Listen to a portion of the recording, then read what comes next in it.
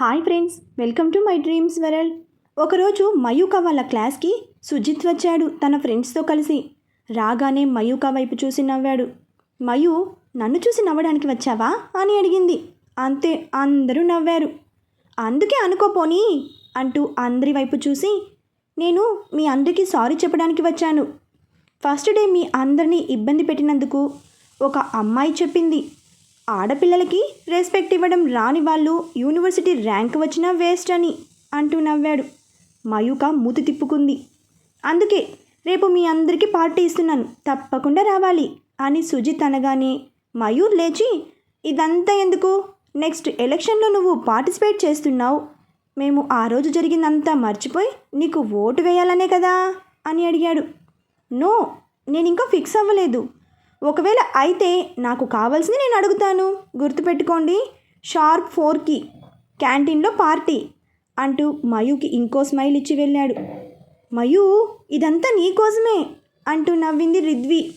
మరదే మరి, నా సంగతి పూర్తిగా తెలియదు అన్నది మయూ. నెక్స్ట్ డే 3:30కి సుజిత్ మళ్ళీ వచ్చాడు. అప్పటికే క్లాసులు అయిపోవడంతో నెమ్మదిగా అందరూ వెళ్ళడానికి రెడీ అవుతుంటే, ఓ హలో, నేను రమ్మని చెప్పా కదా అన్నాడు నవ్వుతూ. అందరూ మయూక వైపు చూశారు. ఏంటి అందరూ నన్ను చూస్తున్నారు, వెళ్ళాలనుకుంటే వెళ్ళండి, నేను మాత్రం రాను అంటూ మయూ బయటకు వెళ్తుంటే సుజిత్ తన ముందు నిలబడి, అదేంటి మయూక, నువ్వే కదా ఆ రోజు నేను చేసిన పనికి కోపం మామూలుగా రాలేదు అన్నావు, మరి నాకు ఇంకో ఛాన్స్ ఎందుకు ఇవ్వవు అని అడిగాడు. రిత్విక, శ్వేత, సుష్మా మారాదే మరి మయూక అంటే అన్నారు ఒక్కసారి. మయూక సుజిత్ని ఏగాదిగా చూస్తూ, చూడు మిస్టర్ సుజిత్, ఇంకో ఛాన్స్ అనేది నువ్వు మాకు పార్టీ ఇచ్చి కల్పించుకునేది కాదు, ఇది నువ్వు మాకు ఇస్తున్న చాయిస్లో ఛాన్స్ వెతుక్కోకు, చల్ హట్ అంటూ బయటకు నడిచింది. అయినా వదలకుండా తన వెనకే వచ్చాడు సుజిత్. అలా ఎలా మయూక, నీకు చాయిస్లు ఇస్తే కదా నాకు ఛాన్స్ ఇస్తావు అంటూ నవ్వాడు. ఉఫ్, ఇప్పుడు ఏంటైతే అని అడిగింది. నువ్వు వస్తేనే మీ క్లాస్ వాళ్ళంతా వస్తారు, సో ప్లీజ్ అంటూ బ్రతిమలాడుతుంటే, పోనీలే మయూ, తను అంతలా బ్రతిమలాడుతున్నాడు కదా, పద వెళ్దాం అన్నది రిత్విక. మయూ చిన్న వైపు చూసి ఏం చేద్దాం అని సైగ చేసింది కళ్ళతో. పద అంటూ కళ్ళార్పాడు. మయూక సరే అనగానే, thank you so much Mayuka అంటూ చేతులు పట్టుకున్నాడు. మయూ వెంటనే చేతులు విదిలించుకొని, డోంట్ టచ్ మీ అన్నది సీరియస్గా. సారీ అంటూ ముందుకు నడిచాడు. వీడు నీకు ఏదో ఒకరోజు ప్రపోజ్ చేస్తాడు, చూస్తూ ఉండు అన్నది శ్వేత తన చెవిలో. అప్పుడు చేస్తాడు నా చేతిలో అంటూ నవ్వింది మయూ. అందరూ వెళ్ళి కూర్చున్నారు. ధ్రువ్, వెంకీ, శైలేష్ ముగ్గురు క్యాంటీన్లో టీ తాగుతూ వీళ్ళని చూశారు. చూసావా మచ్చా, వీడు అప్పుడే వాళ్ళని కాకా పెట్టడం మొదలుపెట్టాడు అంటూ సీరియస్గా చూశాడు. తప్పులేదురా, వాడు పోటీ చేస్తున్నాడు, గెలవాలంటే ఆ మాత్రం వదిలించుకోవాలి కదా అంటూ నవ్వాడు శైలేష్. చిన్న ధ్రువుని చూసి తన దగ్గరకు వచ్చాడు పల్లికిలిస్తూ. మీ టూత్పేస్ట్లో ఉప్పుందా అంటూ నవ్వాడు వెంకీ. ధ్రువుని చూస్తే ఆటోమేటిక్గా నేను నవ్వేస్తాను అంటూ ధ్రువ్ పక్కన చేరాడు. ఏంటి సంగతి అంటూ చిన్న భుజంపై చేయి వేశాడు ధ్రువ్. పార్టీ అంట, చూడబోతే వాడు మా చెల్లి కోసం ఇదంతా చేస్తున్నాడేమో అని డౌట్ అంటూ చెవిలో చెప్పాడు. మీ ఇద్దరు ఇలా కొరుక్కుంటే మేమెందుకు ఇక్కడ, పదరా శైలు పోదాం అన్నాడు వెంకీ. ఎహే ఆగుబే అంటూ వేలు చూపించి, అంతే అంటావా అంటూ చిన్న వైపు చూశాడు ధ్రువ్. తను ఎస్ అనగానే ఏదో వరల్డ్ కప్ కొట్టినంత ఆనందంగా పరిగెత్తాడు పిచ్చకుంక అన్నాడు చిన్న. వాడికి తెలియదులే మీ చెల్లి సంగతి, తెలిసాక చూడు అంటూ నవ్వాడు ధ్రువ్. సుజిత్ వచ్చి, మయూర్ పార్టీ ఇక్కడ అన్నాడు సీరియస్గా. ఏ వీడిక్కడ కూర్చుంటే పార్టీ ఇవ్వవా అంటూ నవ్వాడు వెంకీ. సుజిత్ వెంకీ వైపు కోపంగా చూసి, Mayur please come with me అన్నాడు. సరే పో, లేకపోతే ఏడుస్తాడు అంటూ పంపాడు. అందరికీ తన ఫ్రెండ్స్ కూల్ డ్రింక్స్, స్నాక్స్ ఇస్తుంటే మయూకాకి తను తీసుకొచ్చి ఇచ్చాడు సుజిత్. థ్యాంక్స్ అంటూ నవ్వింది. సుజిత్ గాల్లోకి లేచాడు. తినడం కంప్లీట్ అయ్యాక, ఇది మీ అందరూ అనుకున్నట్లు నాకు ఓటు వేయాలని కాదు అనగానే, అంటే బిల్లు కట్టరా వాళ్ళనే కట్టమంటావా అంటూ అరిచాడు వెంకీ. ధ్రువ్, శైలేష్ నవ్వుతుంటే సుజిత్ కోపాన్ని కంట్రోల్ చేసుకుంటూ, ఇక నుంచి మీకు ఏ ప్రాబ్లం వచ్చినా మాతో షేర్ చేసుకోండి అన్నాడు. వాట్సాప్లోనా, ఇన్స్టాలోనా, దేనిలో షేర్ చేయాలి అంటూ అడిగాడు వెంకీ. మిస్టర్ వెంకట్, మీ పని మీరు చూసుకోండి అంటూ మయూక వైపు చూసి, ఇక నుంచి మీరంతా నాకు ఫ్రెండ్స్ అన్నాడు. రే సుజిత్, ఒక కూల్ డ్రింక్ ఇచ్చుకో చెప్తా అన్నాడు వెంకీ. సుజిత్ కోపంగా వస్తుంటే, నువ్వే కదయ్యా ఫ్రెండ్స్ అన్నావు, అందుకే అడిగాను అంటూ నవ్వాడు. సుజిత్ వెంకీ కాలర్ పట్టుకుని పైకి లేపాడు కోపంగా. ధ్రువ్ పైకి లేచి సుజిత్ చేతులు తోసేస్తూ, నాయకుడికి ఉండాల్సిన ముఖ్యమైన లక్షణం సహనం అంటూ పదండ్రా అంటూ వెళ్ళాడు. శైలేష్ కామ్గా వెళ్తుంటే వెంకీ మాత్రం, వీడికి మాత్రం ఓటు వేయకండి అంటూ మయూక వాళ్ళ వైపు చూసి చెప్పి మరీ వెళ్ళాడు. సుజిత్ పిడికిలి బిగించాడు. మయూక లేచి సుజిత్ కూల్ అనగానే దెబ్బకి కూల్ అయ్యాడు. థ్యాంక్ యూ వెరీ మచ్ అంటూ వెళ్ళిపోయింది. రిత్విక ధ్రువ్నే చూస్తూ నడుస్తూ పడబోయింది. జాగ్రత్త, ముందు చూసి నడు అంటూ పట్టుకుంది శ్వేత. అదే చూస్తున్న ఫ్యూచర్ని అంటూ ధ్రువ్ వైపు చూపించింది. శ్వేతకి సౌండ్ లేదు. ధ్రువ్ బుజ్జిమామకి వీడియో కాల్ చేశాడు. వాట్ అల్లుడు, మా సిస్టర్కి ఈ విషయం చెప్పావా అని అడిగాడు. ఇంకా లేదు మామ్స్, నువ్వు 1 రోజులు ఉండటానికి వచ్చి 15 రోజులకే వెళ్ళిపోయావు. ఇవాళ చెప్తా. ఓకేస్, నీడైతే నాకు కాల్ చేయి, నేను టాకు అక్కుతో అన్నాడు. ఇంకేంటి మామ్ సంగతులు, ఎప్పుడు వస్తావు? వస్తా, నెక్స్ట్ మంత్ అంతా నీతోనే ఉంటాలే. కానీ మొన్న వై నువ్వు అంత రిస్క్ టేకన్, దట్టు అమ్మాయి కోసం, నాకు నచ్చలేదు అంటూ మొహం మార్చేశాడు. కరెక్ట్గా అదే టైంకి బయటకు వెళ్ళిన రేఖ ఆంటీ ఇంట్లోకి వచ్చింది. హాల్లో ధ్రువ్ లేకపోవడం చూసి తన రూమ్లోకి వెళ్ళింది. బాల్కనీలో వీడియో కాల్, అది కూడా తన తమ్ముడితో అని చూసి దగ్గరకు వస్తూ బుజ్జి అడిగిన మాటకి టక్కున ఆగింది.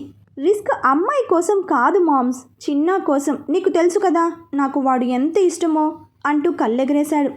అది ఓకే, బట్ ఆ మయూకతో జాగ్రత్త, దట్టే చూసా వాడిని ఎలా కొట్టిందో. అబ్బో, ఆ డెవిల్కి తన గురించి తప్ప పక్కన వాళ్ళ గురించి పట్టదు. Very selfish and egoist. అంత రిస్క్ చేసి కాపాడితే చిన్నాని సేవ్ చేసింది తనేనని, నాదేం లేదని కొట్టిపారేసింది అన్నాడు సీరియస్గా.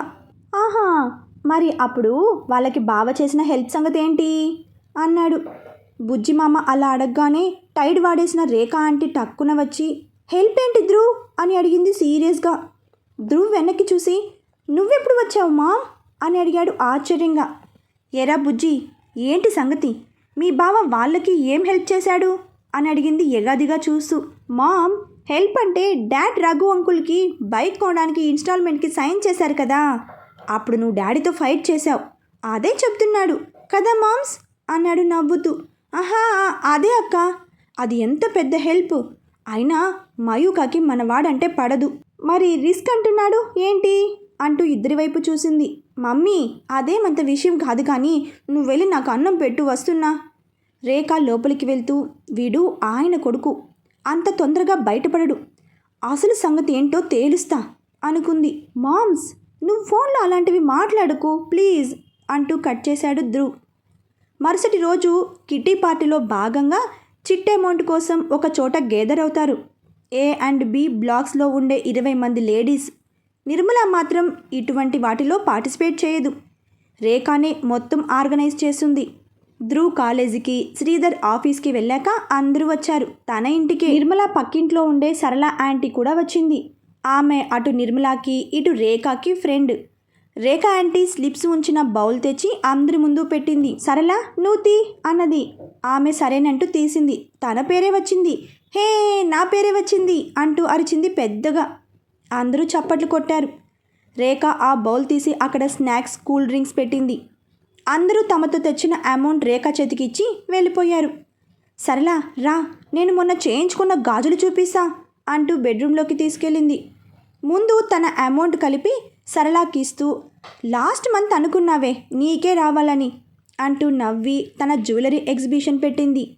తర్వాత శారీ ఎగ్జిబిషన్ పెట్టింది కాసేపు. రాత్రి కేక్ చేశాను, అంతమందికి సరిపోదని ఇందాక పెట్టలేదు, బట్ అందరూ వేరు, నువ్వు వేరు కదా అంటూ కేక్ బాక్స్లో తెచ్చి మరీ ఇచ్చి, పిల్లలకి కూడా అంటూ నవ్వింది. నువ్వు ఎట్లయినా సూపర్ రేఖ అంటూ నవ్వింది సరళ ఆంటీ. నిర్మల కూడా మనతో ఉంటే ఎంత బాగున్నో అంటూ నెమ్మదిగా మ్యాటర్లోకి దిగింది. అవుననుకో, కానీ వాళ్ళ ఆయన శాలరీ మీ అప్పులు తీర్చడానికి ఇంకా పిల్ల చదువులకే సరిపోతాయి అంటూ జాలిగా పెట్టింది ఫేస్ సరళ ఆంటీ.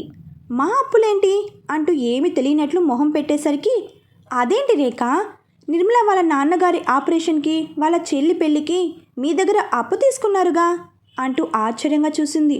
ఓహో, అదా, తీసుకున్నారు అంటూ లోపల మంటని కంట్రోల్ చేసుకుంటూ కాసేపు ఆమెతో కబుర్లు చెప్పి పంపించేసింది. తరువాత వెంటనే బుజ్జికి కాల్ చేసింది. టెల్లక్క, వాట్ వంటలు టుడే అని అడిగాడు. బుజ్జి, నేను అడిగిన దానికి మర్యాదగా జవాబు చెప్పు, అది కూడా నిజాలు అన్నది కోపంగా. వాయబ్బో, యు వాంట్ ట్రూత్, ఆస్క్ అన్నాడు నవ్వుతూ. ఆ రఘు వాళ్ళకి మీ బావగారు ఎంత ఇచ్చారు అప్పు అని అడిగింది. అది విని బుజ్జిమామ ఒక్క నిమిషం అదిరిపడ్డాడు. వెంటనే తేరుకుని, బావగారు అప్పిచ్చారా, ఎప్పుడు అని అడిగాడు ఆశ్చర్యం నటిస్తూ. బుజ్జి, నా కోపం సంగతి తెలుసు, మర్యాదగా చెప్పు. అక్క, ఫర్ సమ్ టైమ్ నీ యాంగ్రీ సైడ్న పడే. బావగారిచ్చిన మాట ట్రూతే, అది ఆయనకు రఘు గారితో ఉన్న ఫ్రెండ్షిప్ కొద్దీ. ఇప్పుడు యూ వెళ్ళి ఆస్కావనుకో, బావగారి సంగతి అలా ఉంచు, ధ్రువ్ దృష్టిలో నువ్వు డౌన్ అవుతావు. ఆహా, తండ్రి కొడుకులు ఇద్దరు కలిసి అంత పెద్ద విషయం దాచడం మాత్రం కరెక్ట్, నేను అడగడం మాత్రం కరెక్ట్ కాదు, అంతేనా అంటూ చిందులు తొక్కుతుంటే, అక్క, ఐ యామ్ టెల్లింగ్ యూ, ఈ విషయం ఇక్కడితో లీవ్ చేయి, అదే నీకు మంచిది. అయినా వాళ్ళు ఎగ్గొట్టరు, కన్ఫామ్గా తిరిగిస్తారు. నువ్వు ఈ విషయం గురించి ఇంట్లో రచ్చ చేయకు, ఉంటా అంటూ కాల్ కట్ చేశాడు. 6 లక్షలు అంత తేలిగ్గా వదిలే విషయమేనా?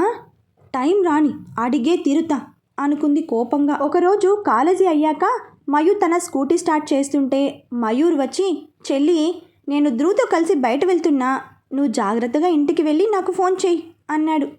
సరే అంటూ బండి స్టార్ట్ చేసుకుని వెళ్ళిపోయింది. కాస్త దూరం వెళ్ళగానే సుజిత్, లిఫ్ట్ ప్లీజ్ అంటూ చేయి చూపించాడు. మయూ చూసి చూడనట్లు వెళ్ళిపోతుంటే తన వెనకే పరుగెత్తుకుంటూ వెళ్ళి, మయూకా అని అరిచాడు. అందరూ వాళ్ళనే చూస్తుంటే మయూ సడన్ బ్రేక్ వేసి, ఏయ్, ఎందుకలా నా పేరు తీస్తావు అన్నది సీరియస్గా వెనక్కి తిరిగి. సుజిత్ పరుగెత్తుకుంటూ వచ్చి, మరి నన్ను చూసి చూడనట్లు వెళ్ళిపోతున్నావుగా, అందుకే అంటూ నవ్వాడు. నీకు కారుంది, బైక్ ఉంది, నేనెందుకు లిఫ్ట్ ఇవ్వాలి అంటూ ఏగాదిగా చూసింది. అంటే బైక్ రిపేర్ మయూకా, కార్ తీసుకురాలేదు, అయితే షేరింగ్ ఆటోనో క్యాబో బుక్ చేసుకోనో వెళ్ళు అంటూ వెళ్ళబోతుంటే, అంతేకాని లిఫ్ట్ ఇవ్వను అంటావు, అంతేనా అని అడిగాడు. చూడు సుజిత్, నీ ఫీలింగ్స్ అర్థం చేసుకోలేనంత అమ్మాయికురాల్ని కాదు. నువ్వు లవ్ అనుకుంటే కాదు, అట్రాక్షన్ అని నేనంటాను అనగానే సుజిత్కి సౌండ్ లేదు. నాకు ఇలాంటివి అస్సలు ఇష్టం ఉండవు, ఇంకోసారి ఎప్పుడు ఇలా రోడ్డు మీద ఆపకు అంటూ వెళ్ళిపోయింది.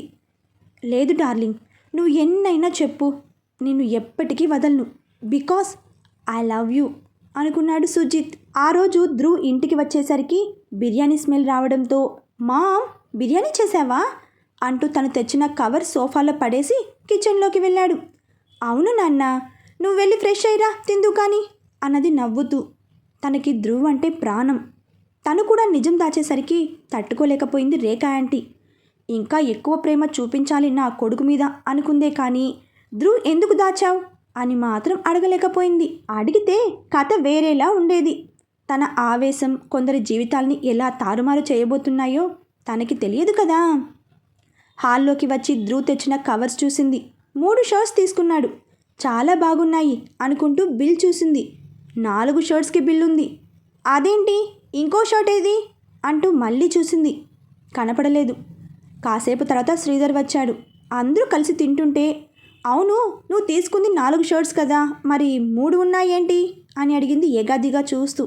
ఓ అదా, చెప్పడం మర్చిపోయా, నెక్స్ట్ వీక్ మన చిన్నకి బర్త్డే కదా మామ్, అందుకే వాడికి ఒకటి తీసుకున్నా అంటూ నవ్వాడు. అది విని రేఖ ఆంటీకి పూనకం వచ్చింది. బట్ తినేటప్పుడు గొడవ చేస్తే ధ్రువ్ తినకుండా లేస్తాడేమో అని తల్లి ప్రేమ అడ్డు వచ్చింది. వెరీ గుడ్ ధ్రువ్ అంటూ మెచ్చుకున్నారు శ్రీధర్ అంకుల్.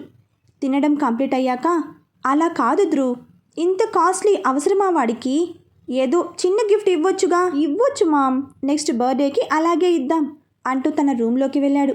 హ్యాండ్ వాష్ చేసుకుంటున్న శ్రీధర్తో, ఏదో ఒకరోజు మిమ్మల్ని ఇలాగే ముంచుతారు, ఆ రోజు తెలుస్తుంది అంటూ కోపంగా చూసింది. ఎవరోయ్ అంటూ నవ్వాడు. మీ ఫ్రెండ్, ఆయన గారి ఫ్యామిలీ అంటూ విసివిసా వెళ్ళిపోయింది. హుష్ అనుకుంటూ తన వెనకే వెళ్ళాడు అంకుల్. ధ్రువ్ వాళ్ళ బెడ్రూమ్లోకి వచ్చి, మామ్, నీతో కొంచెం మాట్లాడాలి అంటూ కూర్చున్నాడు. చెప్పు నాన్న అంటూ లేచి కూర్చుంది. విన్న తర్వాత కోపం తెచ్చుకోవద్దు అన్నాడు నవ్వుతూ. అంటే ఆ డబ్బుల గురించి చెప్తాడా ఏంటి ఇప్పుడు అనుకుంది. శ్రీధర్ అంకుల్కి ధ్రువ్ ఏం చెప్తాడో తెలుసు కాబట్టి కామ్గా ఫోన్ చూసుకుంటూ చైర్లో కూర్చున్నాడు. మమ్మీ, నేను నాకు వచ్చిన జాబ్లో చేరడం లేదు అంటూ నెమ్మదిగా చెప్పాడు. చెప్తాడనుకున్న విషయం కాకుండా ఇంకేదో చెప్తుంటే రేఖ ఆంటీకి చిర్రెత్తుకొచ్చింది. అదేంటి అంటూ సీరియస్గా అడిగింది. ముఖ్యంగా శ్రీధర్ నుంచి రెస్పాన్స్ లేకపోవడం చాలా ఆశ్చర్యంగా ఆవేశంగా ఉంది. నాకు టూర్స్ అన్నా ట్రావెలింగ్ అన్నా చాలా ఇష్టమని నీకు తెలుసు కదా అమ్మా. అయితే అందుకే టూర్స్ అండ్ ట్రావెల్స్ పెడదామని ఫిక్స్ అయ్యాను అన్నాడు. ఈ విషయం మీకు తెలుసా అని అడిగింది శ్రీధర్ వైపు చూస్తూ. తెలుసోయ్. ఏంట్రా ఇది, నీకు వచ్చింది ఎంత పెద్ద ఆఫర్, అంత శాలరీ వదిలేసి టూర్స్ ఏజెన్సీ ఏంట్రా అని అడిగింది కోపంగా. దీనిలో కూడా అమౌంట్ తక్కువేమీ రాదు, చాలానే వస్తుంది మామ్ అన్నాడు కాన్ఫిడెంట్గా. అదంతా నాకు తెలియదు ధ్రువ్, నువ్వు జాబ్ చేయాలి అంతే. ఈ బిజినెస్లో అవి అంతా కలిసి రావు అన్నది సీరియస్గా. నేను స్టార్ట్ చేయబోయేది డొమెస్టిక్ కాదు మమ్మీ, ఇంటర్నేషనల్ లెవెల్లో. ఓపెన్ చేసేది ఎవరో తెలుసా? సెంట్రల్ మినిస్టర్, మన వెంకీ వాళ్ళ అంకుల్. నేను జాబ్ ద్వారా 1 మంత్లో ఎర్న్ చేసేది 1 వీక్లోనే వస్తుంది. బట్ కొంచెం టైం పడుతుంది అంతే అన్నాడు. కానీ నువ్వు అనుకున్నట్లు కాకుండా లాస్ వస్తే ఏంటి ధ్రువ్? ధ్రువ్ రేఖ చేయి పట్టుకుని, సరే మామ్, 1 ఇయర్ చూద్దాం, నువ్వు అనుకున్నట్టే సక్సెస్ అవ్వకపోతే అప్పుడే జాబ్ జాయిన్ అవుతా, సరేనా అంటూ నవ్వాడు. ఒప్పుకో రేఖ, మనకున్నది వాడొక్కడే, మనకే బోలెడు ఆస్తి, ఇంకా సంపాదించు అని ఎందుకు ఫోర్స్ చేయడం? వాడు అనుకున్నది చేయని, వాడి సంతోషమే మన సంతోషం కదా అన్నాడు లేచి వచ్చి తన భుజంపై చేయి వేసి. సరే నాన్న, అలాగే కానివ్వు, కానీ నాకు ఒక మాట ఇవ్వాలి. ఏంటి మామ్ అన్నాడు నవ్వుతూ. ఒప్పుకున్నట్లు ఒప్పుకొని ఏదో ఫిట్టింగ్ పెడుతోంది అనుకున్నాడు శ్రీధర్. నువ్వు పెళ్ళి మాత్రం నేను చెప్పిన అమ్మాయినే చేసుకోవాలి, ప్రేమ గీమ అంటే ఊరుకోను అన్నది. అంతే ధ్రువ్ పైకి లేచి, ప్రేమ గీమ జాన్తానై mom, I hate love stories, I promise నీకు డాడీకి నచ్చిన అమ్మాయినే పెళ్లి చేసుకుంటా అన్నాడు సీరియస్గా. మరి నాకు ఒక అమ్మాయి నచ్చి మీ మమ్మీకి ఇంకో అమ్మాయి నచ్చితే అప్పుడేం చేస్తావు అంటూ కళ్ళెగరేశాడు శ్రీధర్. అప్పుడు మాత్రం మమ్మీకే సపోర్ట్ అంటూ రేఖాని హక్ చేసుకుని, thank you so much mummy అన్నాడు ఆనందంగా. అమ్మయ్యా, ఇంక వీడు ఎవరిని ఇష్టపడడు అనుకుంది. మన ధ్రువ్ ఇచ్చిన మాటపైన నిలబడతాడా? తర్వాతి అప్డేట్లో తెలుసుకుందాం. బాయ్ ఫ్రెండ్స్, రేపు మరొక భాగంతో కలుసుకుందాం.